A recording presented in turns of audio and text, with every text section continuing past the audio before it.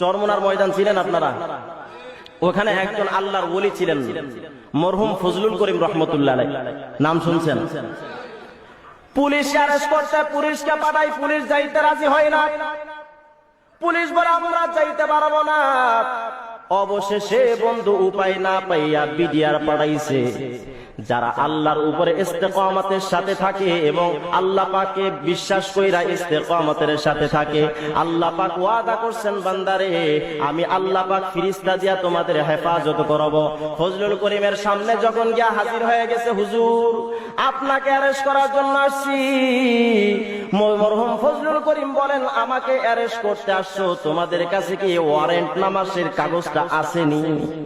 হুজুর আপনার মতো এত বড় আল্লাহওয়ালা, এত বড় মানুষকে অ্যারেস্ট করার জন্য কাগজ না নিয়ে আসার মতো বোকামি তো করতে পারি না। হুজুর বলেন তাহলে ঠিক আছে, তোমাদের কাগজটা দেখাও দেখি। আল্লাহ রাব্বুল আলামিন আল্লাহওয়ালাদের বাঁচায়।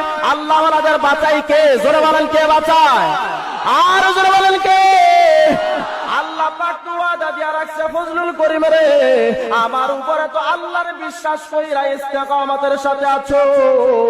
ও ফজলুল করিম চিন্তা করবি না, আমি আল্লাহ তো তোর ব্যবস্থা করতেছি।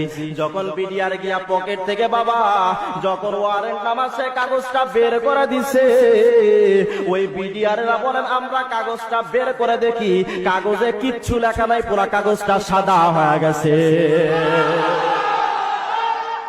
বাঁচাই কে? আরো জোরে কোন?